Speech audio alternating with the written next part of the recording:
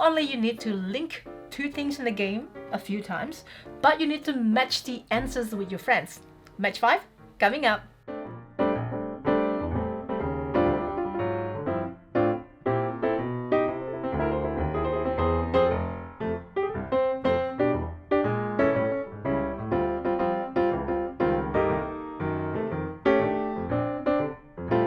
Hi, it's Tarrant. And Stella from Meeple University. Today we are going to talk about party game match 5. Yes, so this is a new word style party game from Carl Briere and Synapse's games. Yes, this actually, we're lucky that we are playing this. We can play this online, but we're lucky in Melbourne, Australia. We almost have our life back to normal in terms of gathering. So we're going to talk about the summary, how the game plays, and what we think of it. So it's a word game, and it's linking categories together. So you can see here there are 5 boards, each of which have 6 categories on them. You roll these dice of the matching colours, insert them into the corresponding slots. I love this custom dice. For support, or for ease. This is not the right one. Oh, it is, sorry. I just can't find it. Like so. And then each player will have a page, and then it kind of progresses in a little bit of a category style of way. So there is a timer. I think it's a 3-minute timer. About 3 minutes, yes. And you have to come up with 10 words, essentially, or 10 answers. And each answer is something that links those 2 categories together. So red and white is heavy and science fiction. So Each player needs to write it. Each player has to write something down. So you could put star or black hole or spaceship or something that's heavy and science fiction, dark matter or something like that.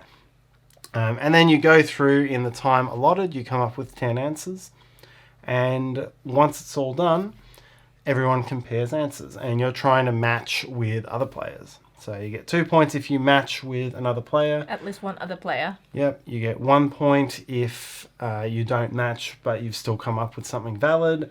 And you get no points if the majority doesn't think you've come up with something sensible. Yeah. A lot of things happens to, like, a lot of those happens to me. Like, this, like, no, that's not it. Like, oh. It's got a fun game. Yep. Game plays over 2 rounds. Each of these boards has 2 sides.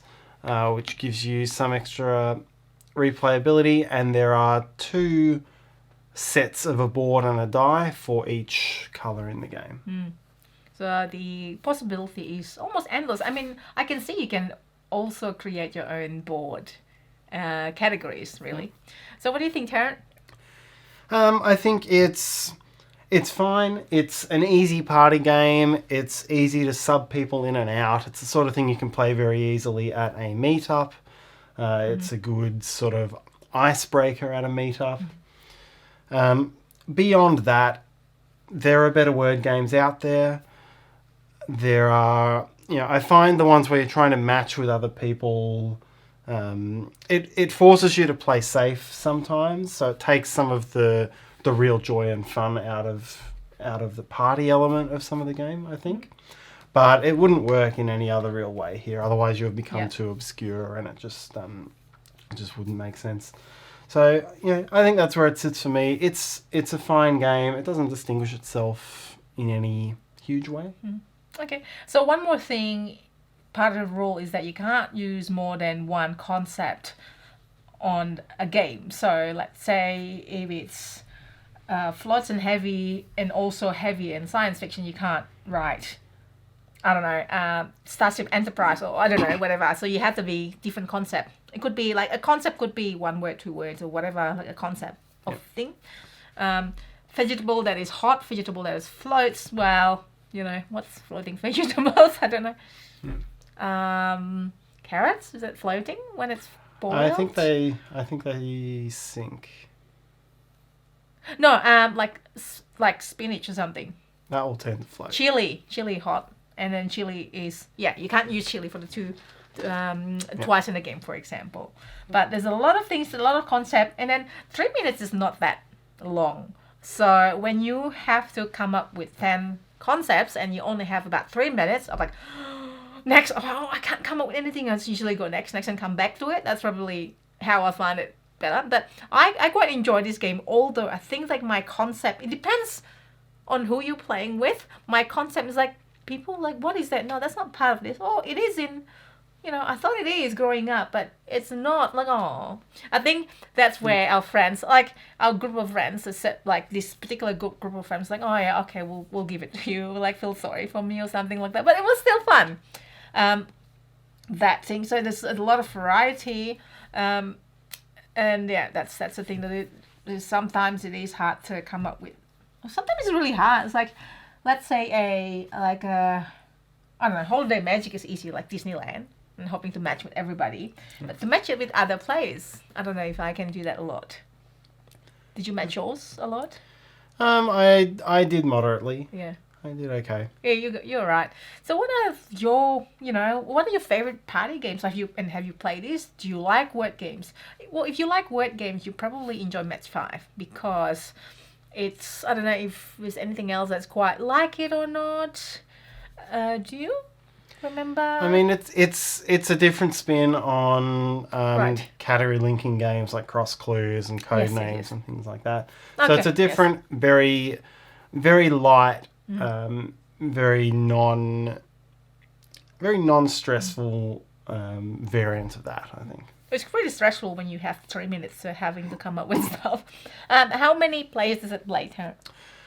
It plays on the box. It plays up to 8 From? from I know it's up to 3, 8. I think, because 2. Two, So it there you plays go. from 2 to 8 on the box. But I mean, really, there's nothing that stops you playing more. It would, as long as you can go through the process of checking people's answers in a relatively efficient way. That's the thing. I think our first game was 8 players, and that was like took a while from one person to another. But it also generated interesting conversations between players, and I do enjoy games that, it could be like an icebreaker type of thing, as you say in the meetup, because it's quick, and also an icebreaker where people can talk about other things. I think I would bring this to board game meetups because of that, especially if you just meet people in a random public meetup. We do have that. I do organize that once a fortnight in Melbourne when it is safe to have. So that's what I think. Should you play? You decide for yourself. Please let us know as well in the comment section. If you know anything similar like this, maybe we should check it out. Anything else, Tarrant, from you? No, nothing else from me. As I say, I think it's a perfectly fine game. Nothing more, nothing less. Okay, that's fair. Tarrant is usually a little bit stingy on the praise. Could I say that? Stingy. I'd be like, oh my god, this is nice. Yeah, I mean there are different games, maybe yes, but I do agree there are better games. But then it's also enjoyable for a quick icebreaker game. So hopefully you find this video useful, and if you don't mind, please hit that like button and subscribe to us if you haven't already done so. We do a lot of like how to play through and so on. So if you could do that, and you'll get notification when you hit the bell. I also on Instagram and other social media, so hopefully you can find me there, we can chat there, and hopefully we'll see you in our next videos. See you next time.